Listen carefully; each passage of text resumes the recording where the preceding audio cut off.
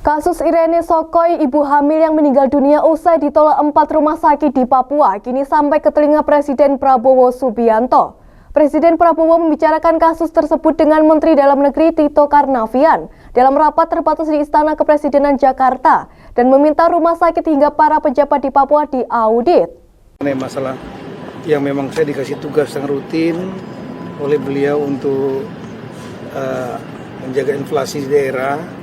Dan saya melaporkan bahwa inflasi kita di angka year on year-nya 2,86%, tapi year to date-nya 2,1%, artinya cukup terkendali baik, ya. Terutama sektor pangan juga malah menjadi penyeimbang deflasi. Kemudian beras khususnya dari rapat kita minggu lalu, baru kali ini beras itu keluar dari urutan daftar pangan yang biasanya bermasalah. Beras sangat bagus. Ini daerah-daerah yang mengalami penurunan makin banyak, yang mengalami kenaikan hanya sedikit sekali. Dan itu sudah di-cover dengan baik saya kira oleh Menteri Pertanian Pak Amran, sekaligus Kepala Badan Pangan Nasional, kemudian juga Bulog, ya, bekerjasama dengan teman-teman Pemda. Kemudian yang memang agak sedikit naik adalah bawang merah, cabai, kemudian sedikit telur ayam ras, ya. Nah, ini yang perlu untuk mensuplai terutama program MBG. Kemudian ada pendorong lain kenaikan itu diantaranya salah harga emas, yang karena memang harga emas dunia naik. Ada situasi geopolitik, ada fenomena dedolarisasi misalnya, ya.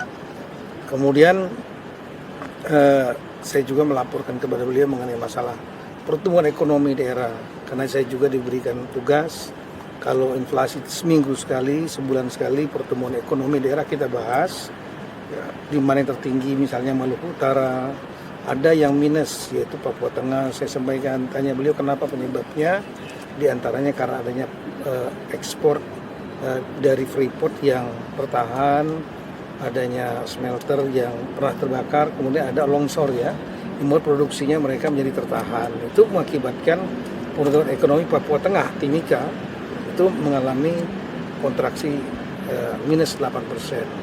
Tapi ada daerah lain yang tinggi. Jadi saya sampaikan ada pembalance-nya. Kemudian saya juga melaporkan kepada beliau mengenai masalah realisasi pendapatan belanja. Ini kan sudah tanggal 24 November, ya. Saya melapor data yang kemarin 23 November.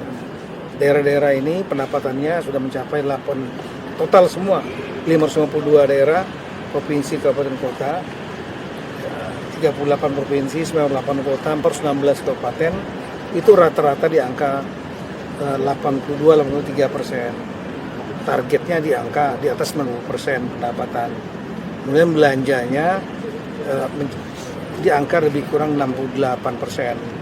Kita mendorong tentunya belanjanya ya di atas 75%, 80% gitu, supaya kalau beliau tanya kenapa masih apa ada daerah-daerah yang ada simpan di bank, ada totalnya lebih kurang 203 triliun dari seluruh gabungan provinsi kabupaten kota, tapi ini terjadi karena satu, ya, kepala daerah ini banyak yang dilantiknya kan Februari 2025.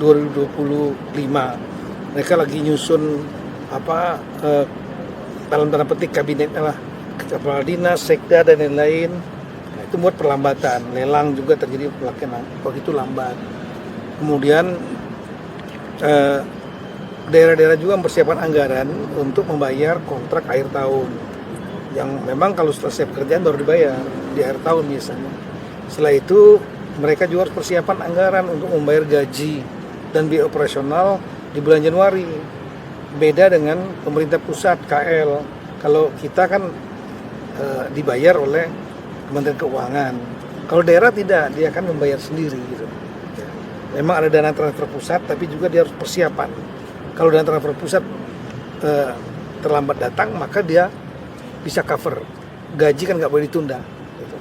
Nah itu Di samping itu saya juga menyampaikan mengenai progres dukungan Kemendagri dalam MDG di daerah terpencil khususnya. Kemudian Koperasi Daerah Merah Putih, Koperasi Desa Merah Putih yang sedang tahap sekarang membangun mendata lahan bersama-sama dengan kita, dengan Kementerian Koperasi, kemudian Kementerian Desa, ATR BPN, dari Mabes TNI dan Agrinas. Nah kemudian saya juga menyampaikan kepada beliau mengenai situasi-situasi yang lain lah, ya, mengenai misalnya Komite Percepatan Pembangunan Papua yang sudah saya briefing 3 kali, dan saya minta kepada Bapak Presiden berkenan untuk menerima mereka sekaligus memberikan arahan kalau bisa serempak dengan para kepala daerah se-Papua dalam rangka percepatan pembangunan itu, supaya komite ini memiliki mandat, memiliki power, bersama juga dengan KL, kementerian lembaga yang memiliki program di Papua, mendapat arahan dari Bapak Presiden, sehingga Papua ini betul-betul dapat dipercepat, kita dorong percepat pembangunannya. Saya kira itu. Pak, tadi kan sama Kemenkeu juga Pak, sama BRIN juga. Iya, sama, BRIN. Kita sama Kemendagri. BRIN umum beliau menyampaikan bagaimana tapi nggak ditanyakan langsung ke BRIN. Ya intinya kalau yang tadi ya, yang saya dengar dia ingin BRIN ini betul-betul bergerak di bidang riset dan teknologi, mulai dari di bidang pertanian, perikanan, kemudian di bidang manufacture, kendaraan nasional dan lain-lain, banyak sekali. Ya. Nah, dengan Kementerian Keuangan ya, diantaranya kita membahas mengenai satu yang saya minta ya, yaitu mengenai adik-adik kita yang dari Papua yang sekarang mereka kuliah di luar negeri. Kalau salah jumlahnya 300 lebih, itu ada di Amerika, di Australia dan lain-lain. Data kami adalah 56 orang yang belum selesai, belum dibayar, dan sering terlambat dibayar dari Pemda. Totalnya 37 miliar sebetulnya. Pemda Papua dan Papua Pegunungan itu terutama. Nah, saya melihat daripada kompleks, lamban, kasihan itu nggak bisa ditunda. Saran saya agar pembiayaannya diambil alih oleh Menteri Keuangan melalui LPDP. Perintah Presiden setuju.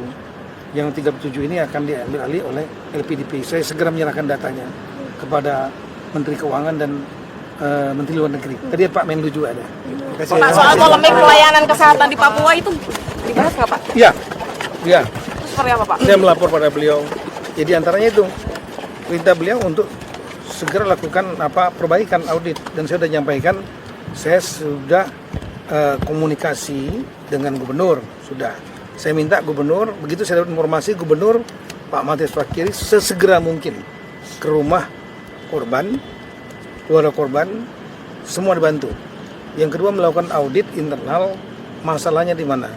Ya, dikumpulkan rumah sakit itu, termasuk juga pejabat-pejabat yang di dinas kesehatan dan lain-lain, baik provinsi, kabupaten, dan juga yang swasta. Kemudian Menkes dan saya sudah komunikasi, Pak Menkes hari ini dan dari Kemendagri hari ini juga turun ke Jayapura untuk melakukan audit. Kalau kami nanti dari Kemendagri audit tentang aturan-aturan yang ada, termasuk peraturan kepala daerah, peraturan bupati, itu kan melibatkan rumah sakit Kabupaten Jayapura. Ya, kemudian juga aturan dari peraturan gubernur. Karena yang terakhir kan di Rumah Sakit Umum Provinsi, namanya RSUD Dok 2. Kemudian Menkes mengirimkan tim khusus juga untuk melakukan audit teknis mengenai masalah layanan kesehatan. Kita nggak ingin terulang lagi. Sama tadi pesan dari Pak Presiden, jangan sampai terulang lagi hal yang sama. Segera lakukan audit untuk mengetahui penyebab masalahnya dan lakukan perbaikan. Apakah fasilitasnya, ataukah tata kelolanya, ataukah orangnya, ataukah aturannya. Ini yang kami tunggu nanti. Malam ini semuanya berangkat ke sana.